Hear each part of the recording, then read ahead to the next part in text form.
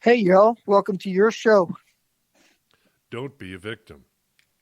I'm Lee Turner Jr. of Tango Firearms Training. And I'm Buddy Myers of Tall Guns. And Well, welcome welcome to another back. welcome to Huh? another show. Yeah, we took a week off last week. Hope everybody enjoyed their holidays. Well, I certainly know I did. I only worked half time. It made it And worthwhile and spent time with family. that's what was most important. I did too. I went up to Indiana and spent about 10 days with my mother. I hadn't seen her in a couple of years, so I thought it was time to go up and spend the holidays with her, and it was a good time.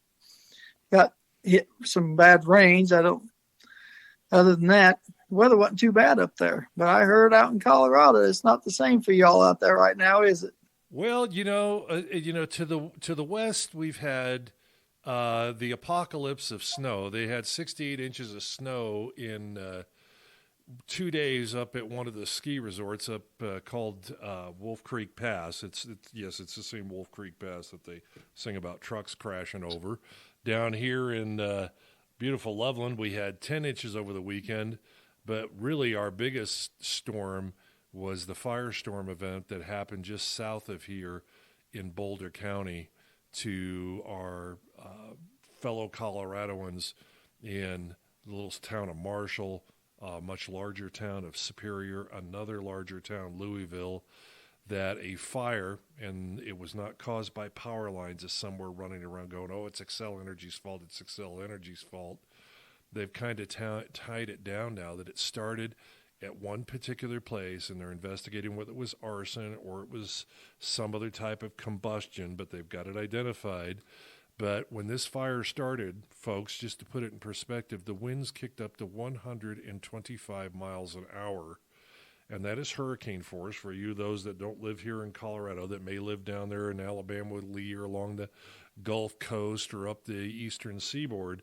That's 125 miles. That's a pretty healthy hurricane. Well, we get those a Yeah. lot here. We call them Chinook winds. They come out of our canyons. Well, it blew that fire, and it spread across 6,000 acres in literally 12 hours and burned to the ground 991 houses, damaged Mm. 127 businesses and homes, displaced tens of thousands of folks. We're still under evac orders now, even after 12 inches of snow in Boulder County. The foundations are still smoldering, but to see it from a drone flyover, you don't, you see pictures from the street of a fire, like we've seen from California and stuff, but you see it from a drone flyover, whole neighborhoods, one neighborhood, Sagamore neighborhood, 370 homes burned down. It's like looking at a road map. All you do is see streets. There are no But do homes. they have a loss of life count yet, or was it? Well, they've got two people missing, and they can't even get into the foundations, Lee, where the fires were at with the cadaver dogs now. And we're talking this fire took place on the 30th, and it burned, and they fought it through the 31st actively. But it's still so hot in those foundations where everything burned down into, they can't get the dogs into. They even check for cadavers or lost pets and lost animals. Some of the pictures I've seen, steel I-beams, folks. You can think of a steel I-beam if you've got one in your home. They're 8 to 10 inches thick based upon the size of your home. This stuff, some of them were corkscrewed from the heat, and they Wow. bent. Just what was there happen was unbelievable. And unlike, the unfortunate folks in Kentucky, their homes got hit, lives were lost. They might be able to find a family memento or something, but in this case, in this fire, there's nothing. It's No. white ash. It's a concrete foundation in white ash. That's all there is.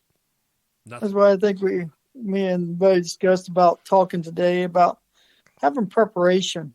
And but first I want to say let's keep those families in our prayers, and because they're definitely going to need them right now, because they got to rebuild their entire lives back. Like Buddy said, they lost everything. They don't even have family heirloom, probably a picture. They don't have nothing anymore. So No. these people are going to need a lot of prayers and support to try to regain their lives back. This happens so fast, folks. we've seen the evacuations and things that we see that occur in California where they're going door to door. Because of these 125-mile-an-hour winds, people literally had seconds or minutes. One couple was talking about the firemen were at the front door knocking on their door, telling them, you got to get out, you got to get out now. And the husband runs to the back of the house to grab a couple of things and grab their cat. And he says, the flames are at the edge of my fence. He says, I run back to the front, run back to get my car keys, and the back of my house is literally on fire.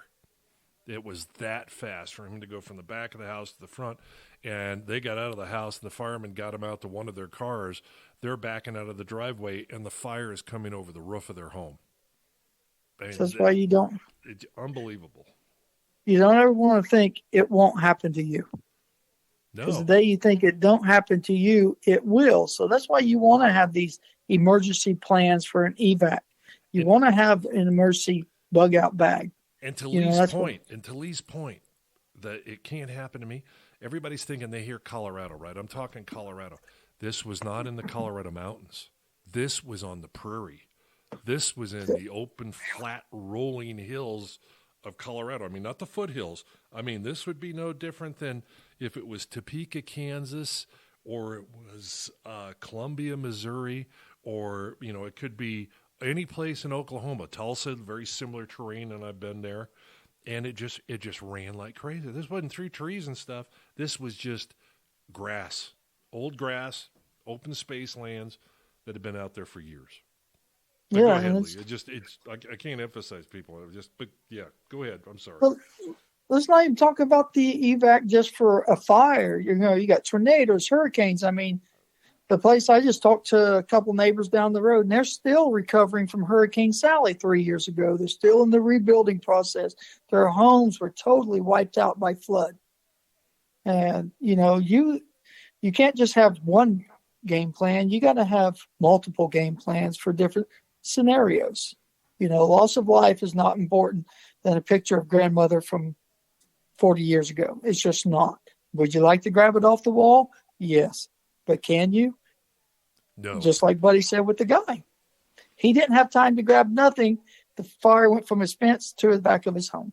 Yeah, and that's kind of what we're planning on talking about today when we come back off the break here in a few minutes, is we're going to talk about, you got to prepare, you got to plan. And what that part of that planning is not just how am I going to save myself and get out, but how am I going to protect and save my documents, at least preserve and keep some of those memories, things like pictures, scan. We're going to get into all that here in a little bit.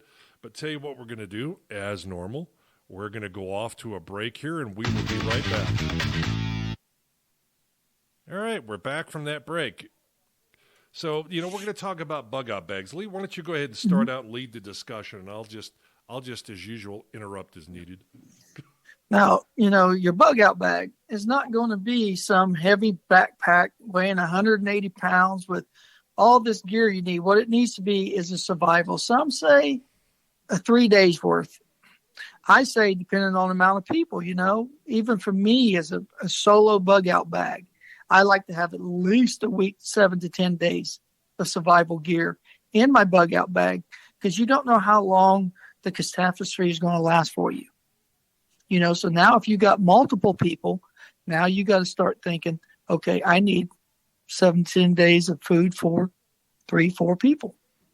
And if you got common pets, items, and if you got pets, you got to include the pets in that. Because see, this is one of the things I've seen people do miscalculations that I've worked with about when they've been planning their bug out bags. That they'll plan and they'll set up and go, okay, well, I've got this for myself and for the family. We've calculated our water needs, etc.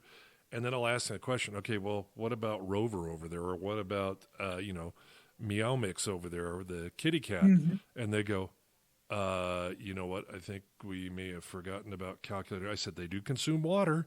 They do consume food. And you have to take that into consideration. They've got to have their own bug out stuff.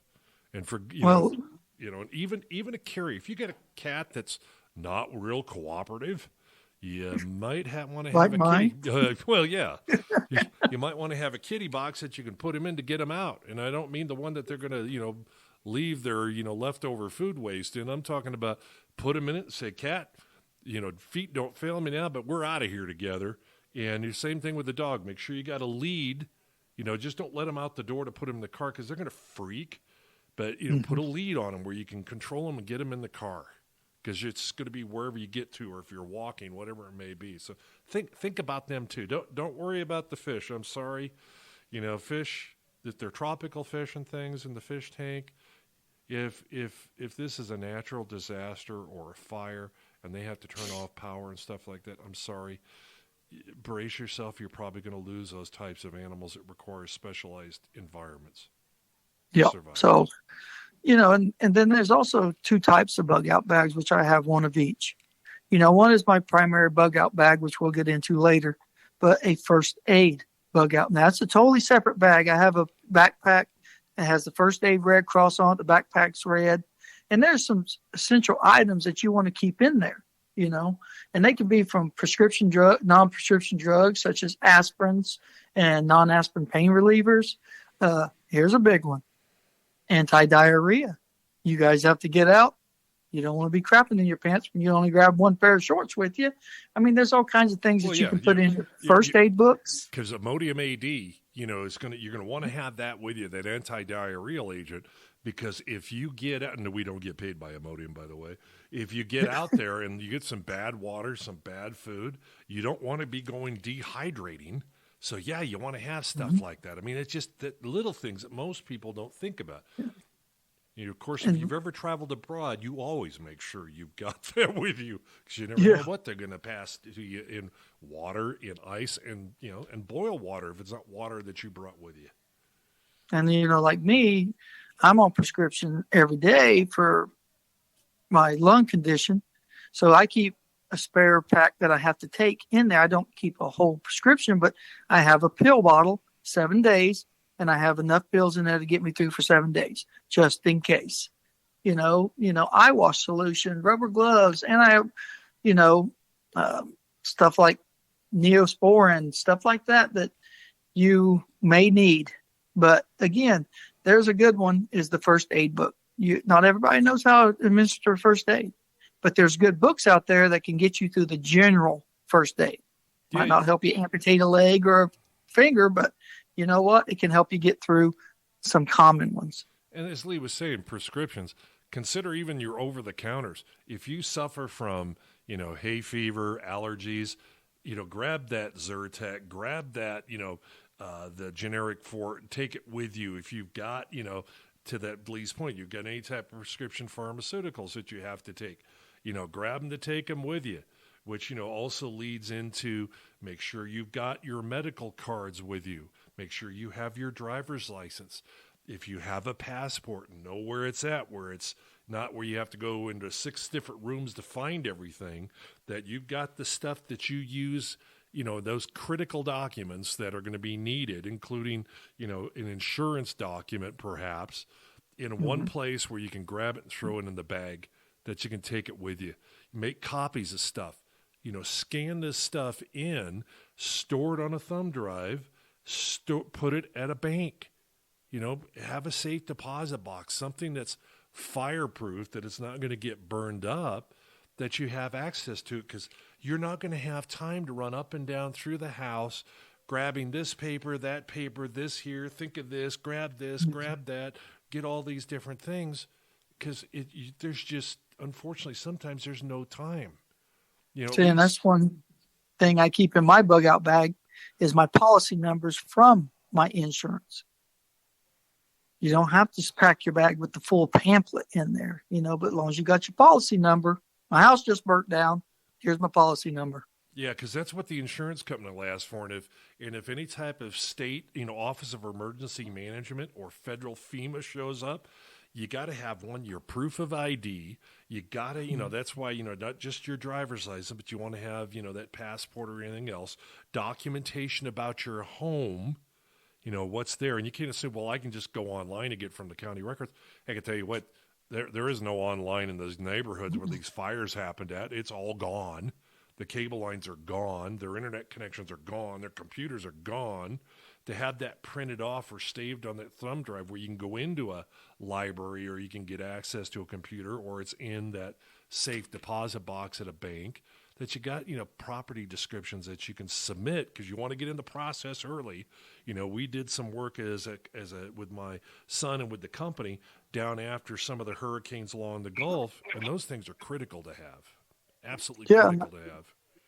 And that's the one thing I learned from Buddy a long time ago. Scan and save those thumb drives. See, I scan and save things, put them on the thumb drive. Now that's in my bug out bag. And there's just two things I want to add for the medical, and then we'll move on to the bug out bag. But ladies, you don't need bars of soap and big jugs of hand soap. They make wet towelettes that can be good for washing, but then they make an antibiotic towelette. So that can replace all those heavy bars of soaps and jugs of hand soaps and stuff that you don't need in that bag. Plus, it'll make it a lot lighter when you're on the move. And there's a reason when I travel and go to hotels that I take every little bar of soap that's in there. I keep them for this reason, and they go into a freezer bag, not to go in the freezer, but that I've got them all in one place, that they're in that purpose, that, oh God, I need it, that I've got it. Even the hair shampoos I take, I don't worry about conditioners. It just, because you can still use it for stuff. Well, it's time for us to take another one of our breaks, and then we will be right back to talk about, bug out bags. But before we start that, I want to talk just something about taking pictures inside of your home.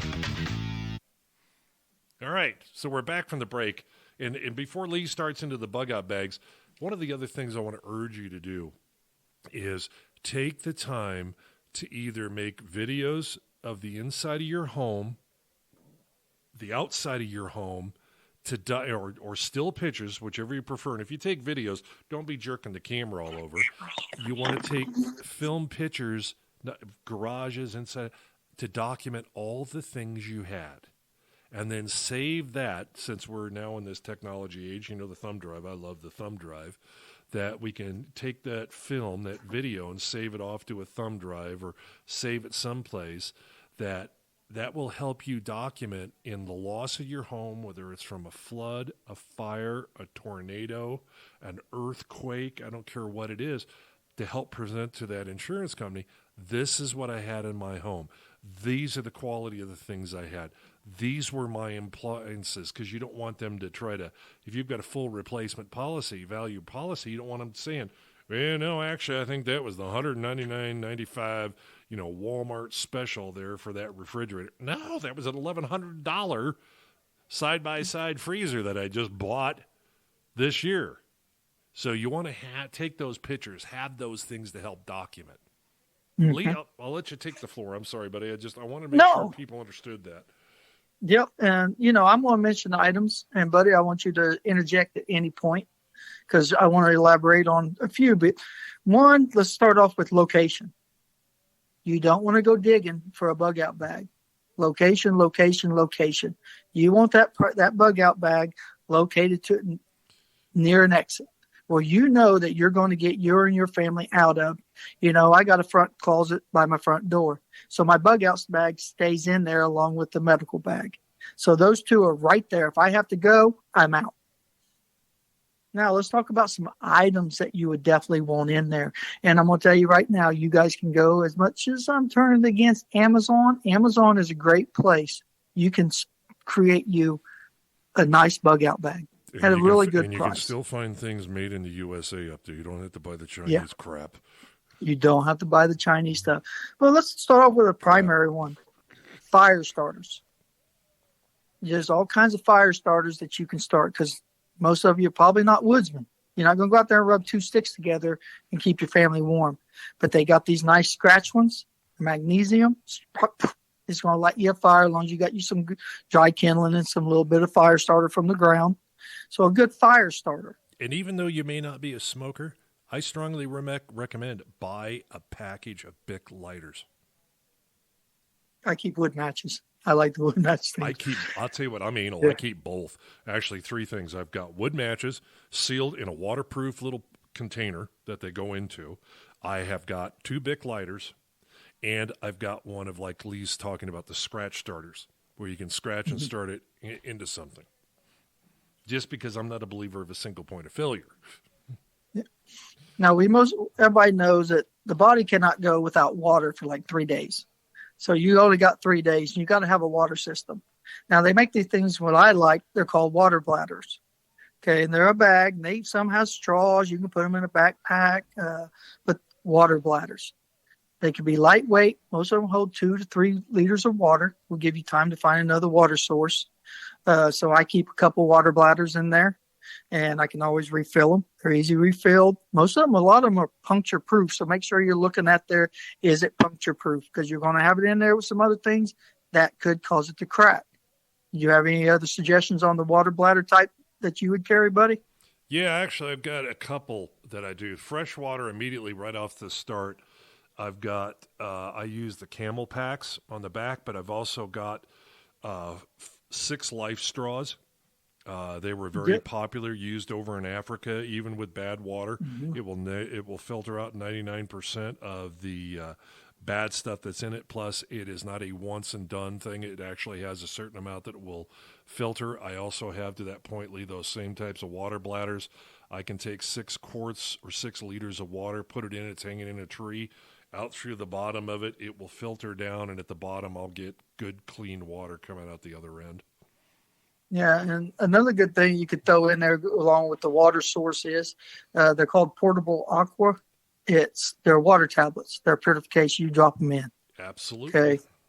So that's a good one. Don't take one in lieu of a medication. Otherwise, you're in for a really bad surprise. But I'm like Buddy. I like the water straws. When that thing came out, I went crazy over those. I was like, man, 3 for $20.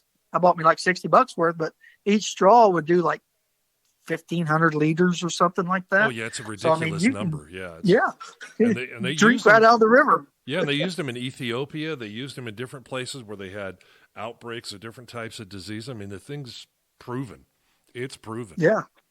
I mean, I became a believer of them, and like I said, I got 9 in my bug out bag. We'll see if you guys. I hope you guys are catching on. I'm trying to keep the bug out bag light, because like Buddy said, we was talking earlier. Those people's cars, they couldn't even get them out of the garage. I mean, we talked about that, Buddy. They couldn't get them out of the garage. Yeah, that's a key point. You know, that they had to cut power, they had to cut gas in these areas for safety. But one of the things that in these burned down homes that they're finding, here's cars side by side, SUVs and automobiles. I mean, they're all burned out, but a lot of the people are saying, I didn't know how to open my garage when the power's not there. Take the time to learn how to reach up, grab that red handle and pull it down to release the garage door from the garage door opener and be able to open your garage door. Teach your family members. Now, there's a lot of panic out there in the world about, somebody can get up there with a wire and pick it. That's a truism, but there's ways to secure it that it's not hanging down where it can be easily accessed. But teach your family how to open the door without the damn power on. Mm-hmm. And I know most of you out there are thinking, well, I'll grab my bug out bag, throw it in my car, I'm gone. You may be hoofing it. So if you're humping a 160-pound back on your back, and you're dragging kids and a wife, or vice versa, wife dragging a husband and 3 kids, she's humping the pack. Yeah. This thing's going to slow you down. So keep it light, because there's a lot of good survival gear out there that can keep you going for a couple weeks, and it's a light pack. You want a light pack. A good machete is a good thing. You don't need a Rambo knife. A good machete is for multiple. You can skin, cut down trees. A good machete is good to have on your bag up bag. Hold on that thought on the machete, and we'll come right back here in a minute. All right, so we're back from our break. Now, on that point that Lee just mentioned about a machete, if you don't want to get a machete and you want something that's more universal, there's a tool that I would strongly recommend that you consider, and it's called the Woodsman tool. It was originally developed for the United States Air Force for survival back in World War II. So actually, it was the Army Air Corps back then. But it serves the purpose, as Lee is talking about, it makes a great machete. It makes a tool where you can cut things, wrap things around, cut it, but it gives you a lot of different features and a lot of different stuff that you can actually do with it as part of it. Something for you to consider. Yep. Now you got to get to your shelter and warmth. Most people, you don't want to throw no heavy sleeping bag on top of your bug out bag. They got these things and they're emergency blankets, but not the wool heavy ones, okay? I'm talking about those space blankets. They're like aluminum foil. Lee, just I a got second. five of them. Lee, you continue on for just a moment. I've got to deal with something real quick. You continue on, though. All right. But they're called space blankets, okay? They're like an aluminum foil, you know. When you pull them out, you crawl into it like a sleeping bag. And these things they'll hold your body heat in. They will keep you warm in a storm. They'll protect you from rain. And they're cheap, okay? They're cheap. Now you're hauling a family of 3-4 people. You don't want to haul 3-4 sleeping bags with you. Now like I said, I got 4 of these things in my bug out bag, and they're not a one-time hit wonder and throw them away. You can continuously reuse them until they start to break down. But again, like 4 of them, maybe a quarter of a pound put together, and they come in a little small carton that's easy to break open. Then when you're done, you got them out. Just roll them right back up. I say keep you some good Ziploc bags, and you can just stuff them in a gallon-sized bag, and now you can seal that up. And again, it's lightweight because we're talking about speed here. You want to move and not wear yourself down. Another thing is shelters. You're stuck out somewhere. You're going to need shelter from rain, wind, the components of elements. You don't want a heavy tent. You don't want some kind of cargo over your head that you got to pack inside this pack. Rain ponchos. Okay. These can be great shelters. They're lightweight. They can be used as a poncho if it starts to thunderstorm on you. And you can build them into a tent. So I keep like 4 in there, and you can make a pretty nice sized tent for 3-4 people to sleep under with these range ponchos. And if they got the hoods on top, all you do is once you put them together in like a small teepee, you just pull the hoods in and tie them off with the string that's in there. So now no water will leak through the hood, but at least you have shelter from the elements that could be coming, the fallouts of a hurricane, fallouts of a thunderstorm, fallouts of the rain coming on top of your head. Now, no, you can't build a fire inside of them, but this is where you want to. You can, but the consequences may be severe. Yeah, a poncho would definitely melt on top of your head. I'm glad you're back. Oh, yeah, I just had to deal with something. This is the problem, folks, of doing a podcast sometimes from an active building or from an active business where you've got a 10 inches of snow, and it's tough for people to get here to work. So you run a run-man operation, and, one of my NRA instructor candidates show up to give me paperwork that I don't even need for another 2 weeks. But that's my own personal whining. But, Lee's talking about shelter. The other thing I do, I keep 2 tarpaulins in each of my motor vehicles that I've got. One, if we ever needed them, we can use them as for, shelter in the case of like the bug out bag. But also, we have bugged out, and now it's post-event, and I come home. Severe wind damage, tornado, roof's blown off, got a hole in the roof. I can use that to plug my roof, that I can get up there and I can cover it. Because I'll tell you what, you can't think, well, I'll just run down to Walmart and pick some of those up, because everybody and their brother's going to be down there at that Walmart, the Home Depot, the Lowe's, the local hardware store. So you got to kind of think about that stuff in advance. I keep paracord. That's another good thing to keep in that bug out bag. I've got like 60 to 70 feet of paracord wound up on a thing. They sell them where they can be wound up.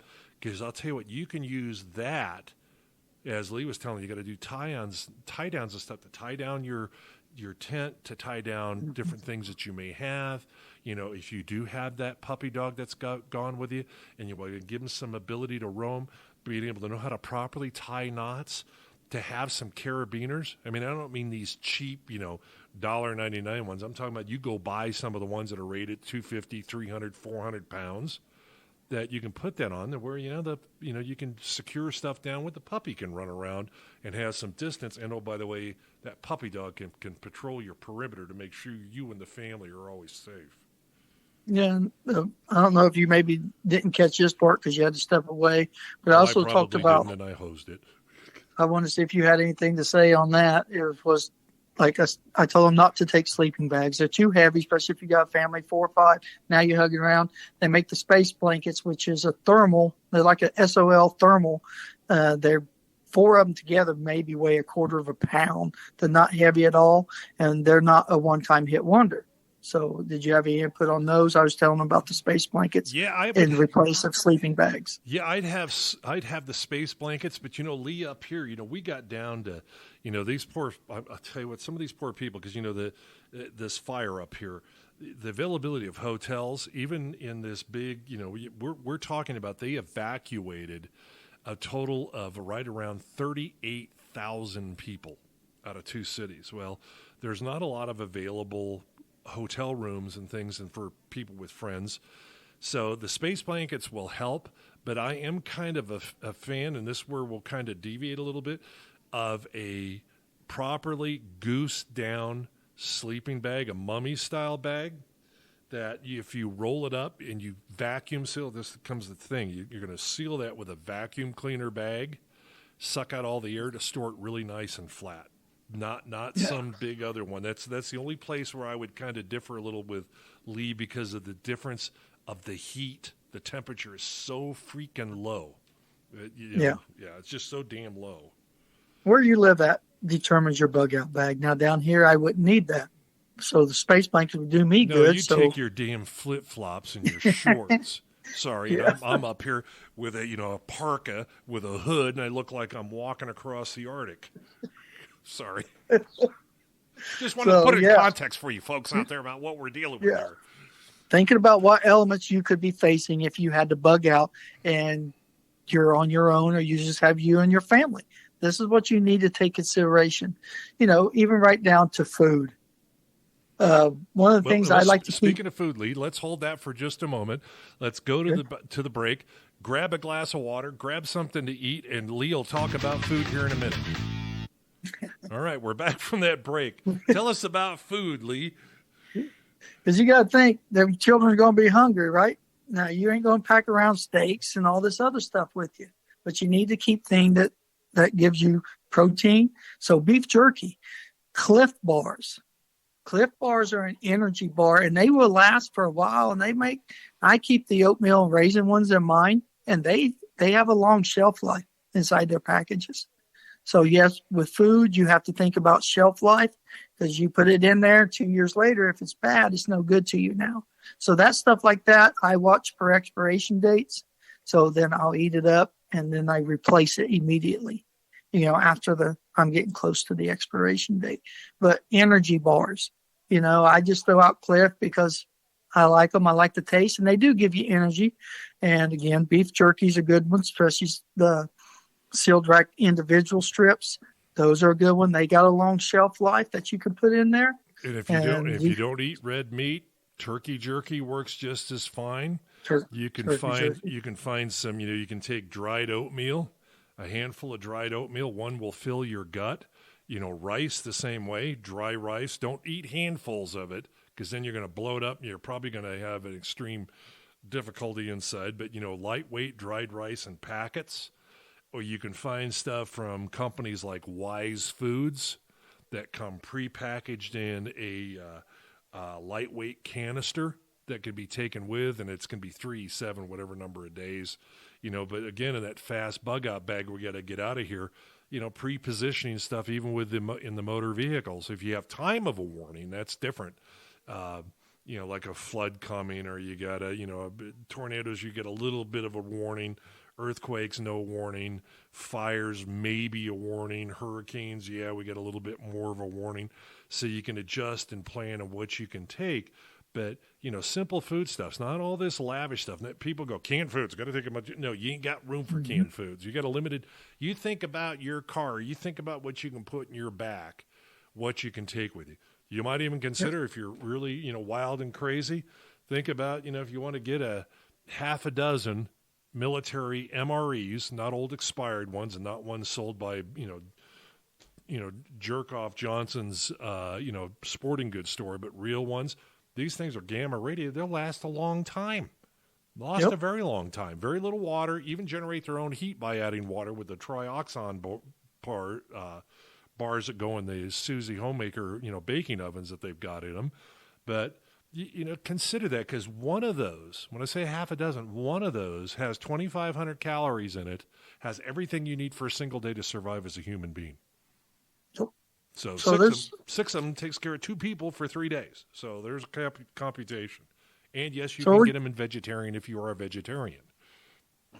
You guys see what we're trying to do is keep your bags light, but help you survive for a period of time, at least 7 to 10 days. One thing I keep in my bug out bag, buddy, is 42-gallon contractor bags. I keep 3 of them. These 42-gallon, they have more uses than most people think. Oh yeah, they make a great rain poncho. Yeah, stuff leaves in it. You got a pillow. But what if you come across a food source? Now you can gather up food, or you decide to stay at a camp for more than 3-4 days. Now you can start disposing some of your trash in there, so your campsite isn't getting all trashed up, and you're starting to lure in bears and other things. Bears, rats, all kinds of different types of vermin that will come in. Snakes that will come in because they'll smell the food. They sense the food. Yeah, and you can hang it out on a tree away. But that heavy mill contractor's bag, this is different than that Glad trash can bag you buy at the grocery store, folks. These are heavy mill, and they're bigger, 42-gallon. You could even lay it on the ground to lay on top of in case you've got moisture coming through and your tarp's actually over the top of you. You can lay on top of that bag to keep the ground moisture from wicking through into your sleeping bag or into your clothes.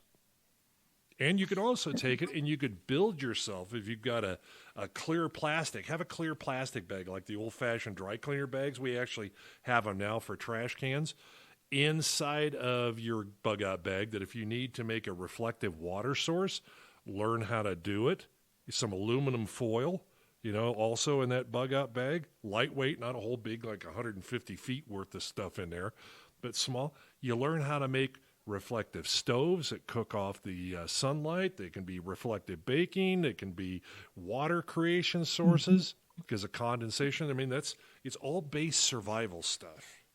Yeah, there's so much stuff we could tell you that you could go out and get, but we're trying to keep it to the basic necessities, because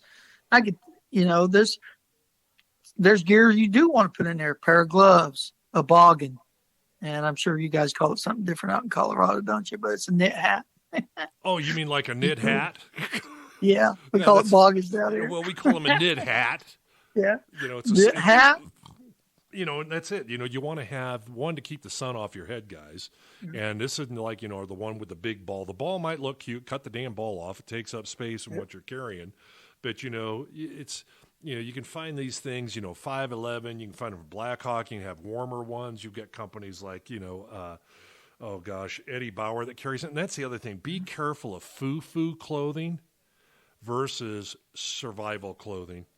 Yeah, that might be a real cute jacket you want to take and have in that bag, but it's not effective. You want to make sure it's something that will either, one, keep you warm, because you may have to have some additions to your bug out bag for warm weather versus cold weather, versus springtime versus winter. To Lee's point, gloves. You might want to have a heavy winter gloves, but you also want a pair of work gloves in there if you got to pull things, break trees, cut down stuff that you're not going to cut your hands up nor destroy your other gloves. I keep a pair of leather plainsman gloves, or these mechanics, heavy-duty mechanics gloves. I've got those in there. You can use them for shooting. You can use them for, cutting, working, all kinds of things you can do with it, but to protect your hands. And then the warmer gloves that for the wintertime. But you gotta kind of think through, I'm going to have to survive a period of time and do all this stuff, and I pre-position, I have it pre-done, because you ain't going to have time to run around a house looking for all this stuff to grab it and pull it together. I mean, and it came through in spades for these folks in Boulder County. Well, I'm going to tell you, it's not for a chemical warfare or gas attack or anything, but an N95 respirator mask. You can get them at Home Depot. You can get like a 10-pack off of Amazon for like $20. And they're the N95s, and they're good for the wildfires, earthquakes, hurricane. Well, if you're bugging out like those people were during the fires, the smoke's going to get you. Have you ever tried running in smoke? It will kill you and knock you down. Yeah. So now you can at least have that 10-pack where if you got multiple family members, you can strap these little masks on them. It's not I'm not talking about a COVID mask here, people. I'm talking about something for the smokes, the dust, debris, whatever. I'm going to tell you, think of it this way. Think of a gas mask that you might seen worn by the military, that you might seen worn by law enforcement. These are the ones, if you go into Home Depot or to Lowe's, that's in the painting section. They've got the screw-on canisters Yep. that will protect from the particulates. Because again, when that smoke kicks up, you're not going to be able to see. That's why, to be honest, I do have some MSA gas masks specifically where that if I have to have them, that, one of my instructors, he convinced me that we need to do this because him and his wife got caught in those wildfires out in California. They were out there on vacation. And he says, thank God I had those because they had driven out there. He says, otherwise we couldn't have breathed. Could not have breathed. He says it was burning, even though we were driving through in the car, following a fire truck, that the smoke came in all the vents. No matter how bad we had everything turned off, and it's still coming in the car. He says, thank God we had those, or we'd have choked to death in the car. Because, somebody's going to be listening to this show, and they're going to be like, I never thought about a respirator like that, a mask. Those 3Ms are just as good, and they carry a long shelf life to keep them in your backpack where you don't have to worry about them. Absolutely. I keep one in every one of my cars. There's normally 2 people in my cars. I have 2 of those N95s in each of the cars for that reason. With my lung condition, I keep them just like you. They're in the back of my Jeep, keep them in my bug out bag because air affects me and my way of breathing. And don't. But another thing, people. Oh, go ahead. Go ahead, buddy. I was going to say, don't think that little cloth mask everybody's been running around to protect them from COVID is going to help because guess what? They're talking about today about the CDC going, those damn cloth masks don't help against Omicron. It may not have helped with anything in the whole go. Well, go figure. But yeah, go ahead. I just checked mine. They're called the 3M 8511N95. You can find them at Home Depot. They're good for, again, hurricane smoke, whatever, dust and debris. But another good essential one, and I don't recommend a D battery one, but a flashlight. Because D battery, they'll sit there and drain their own damn selves. But a good C battery, a AA flashlight. You want to have a flashlight in your bug out bag. You hold on to that thought about flashlights, and we will be right back. This is a long show today, folks, but we're going to take a break. All right, we're back about flashlights. Yeah, I learned the hard way. D battery flashlights will drain themselves.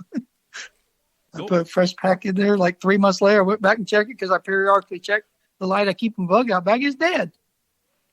Yeah, I'll tell you what. The ones I prefer, I use a couple of them. I use both ones that are rechargeable, like the Streamlights and the Insights. But I also have got some that use what's called CR123A batteries. But, you want to have, multiple flashlights and by the way, test them. I mean, those big mag lights, I've got a couple of those. I've got C batteried ones that have lasted me, good God, they last forever. But I check them every year to see if the batteries run down. Because again, hot, cold. Think about it. Your car's outside. And if your car, if it gets cold, everybody goes, well, the batteries are drained. No, it's not then. It's when it's hot. When it gets hot, the batteries drain terribly. Lithium batteries. You store lithium batteries out I learned this actually from a buddy of mine that's a master electrician. He was storing his lithium-ion batteries and his Nikon batteries for his tools in his truck. Well, he was going through them like crazy. Well, he found out that you leave them out in a motor vehicle, hot, warm, hot, cold, that it causes them to age faster. They won't hold the charge. Something to consider. Yeah. And I know the show's been running, and we'll probably get ready to shut her down soon. But the couple I want to throw out there for you again, we're keeping it lightweight. A whistle. A whistle's a good lightweight item to have in your bug out bag, and also a weatherproof radio that runs off of the batteries. Or one Duracell has 10 years shelf life. Keep a pack of those in there with your radio. Or get yourself a Midland that's got the hand crank on the side. Yep. Where it'll crank itself back up. That's personally what I've got, and I'm not pitching Midland. However, they do build one hell of a battery or one hell of a radio system. But you can crank it on the side. One, it can broadcast FRMS, GMRS radio signals. It can pick up the National Weather Service. It'll pick up Civil Defense. It'll pick up your other radio station. So it has a lot of function of what it can do. You just turn the handle and crank on the side. And it's got an integrated flashlight. Yeah, I think they're called the Midland ER 210s or something like that. And They have flashlights. I think some of them have charging stations on them. So Oh they're yeah, worth the yeah. $50 you'll spend on it. It's Oh like heck $50. yeah. Because the reason that Lightweight. charging station becomes important, as Lee's saying, make sure you got a cable that fits a cell phone in your bug out bag. Because, if you get someplace, at least you can plug that charger into something to charge it, or plug it into this radio like we're talking about. Because lots of people, they take off and they've got their cell phone, but they don't bring a cable. And they think, well, I'll be able to find a cable anywhere. Well, the Verizon store over there, you're going to buy the cable. That's now a pile of, rubble or burned to the ground. Make sure you've got those. I mean, those cables are so damn inexpensive. And even the chargers, have an extra one in your bug out bag. I've got extras. Not only one can I charge in my car, I can charge in my home, I can charge any place else that I can plug in and vampire power out of someone, or it can plug into that hand cranked radio and it will charge it. Just enough that I can make a call. And probably for the last is the multi-tool. I know you see them out at Christmas. They're selling them all over the place because they're supposed to give them to Dad for a Christmas gift, stocking stuffer. Those multi-tools can come in really handy in a bug out bag. Yep, I'll tell you what, you can't live without a Leatherman. You get that Leatherman multi-tool is unbelievable what it can do for you. Mm-hmm. It's better than a Swiss Army knife. Even has a glass breaker on it. You yes, your it windshield. Does. You can it can be pliers, it can be screwdrivers, it can be a saw, it can be a knife, it can be that tool will do more things for you than a Swiss Army knife. It's like it's the next iteration of what the Swiss Army knife probably could have been at some point in time. But they're just great tools. Great tools. There's just so much stuff you can put in there, people. But remember, keep two things in mind. One, location, where you're going to store this thing at.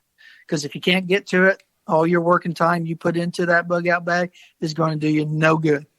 And two, keep it lightweight. Because you may be hoofing it with a back on your pack and let alone trying to guide your family. So, you can't throw that 160-pound back on your 9-year-old's back because it's going to do you no good. Or if you have the wherewithal and the financial ability to do it, and, if you've got 2 cars, put one, actually create 3, one for in the house, one that I keep in my cars at all times, trunks, backs of trucks, backs of Jeeps, backs of SUVs, that it's always there. And it's not the stuff that's disposable. It's the stuff that the things for water, the things for the building shelter, the rope, and all that type of stuff. So it's in one. Those are the things that, that you've already got. So when that god-awful time comes that we've got to get out of our home, that, life could be, ending here if we don't, that you only have to grab those minimal things that you need. Yep. That other stuff's already out there in that bag. It's in that car. And you've got a third one that's in the house. So, well, sorry, the garage is on fire or the garage has collapsed from a hurricane or a tornado, or an earthquake. We still got this bag over here we can get out of here with. Yep. And again, there's a lot of little items you could throw in there from toothbrushes. You don't need toothpaste. Ladies, you guys know sometimes you get those times of the month. Keep you a dozen of those in a little plastic bag in there, little things that keeps it lightweight. But remember, little lightweights will add up to heavyweight. So keep in there what you need to survive on. Yeah, that's a good point to Lee. You know what? Something I try to use with people. You know what the difference is? You know what 10 pounds is? It's basically 28-ounce packages. Yeah. And now I got 10 pounds. Just think of it that way. Gallon of water, that's 10 pounds. You're hoofing 7 to 10 pounds around with you. Mm-hmm. Well, as always, it's that time, Lee. If you want to take us into our closing, and we're going to talk and listen to this, and we're going to come back and maybe cover this subject next week, depending upon, what the world holds for us and for all of us. But again, Lee, take us into our closing. And as like I tell you, people, right now, definitely watch your 6 and watch your friend's 6, watch your family's 6. As long as you have our Lord and Savior in your life, 6 feet ain't so far down. And remember, freedom is not won on the battlefield, but in the home and in the school, in the classroom. Teach your children about freedom if you want to know, have them know about it. Take the time to know what they're being taught in the classroom. And, as always, just keep yourselves safe. God bless America, and have a wonderful 2022 from all of us here at Don't Be a Victim.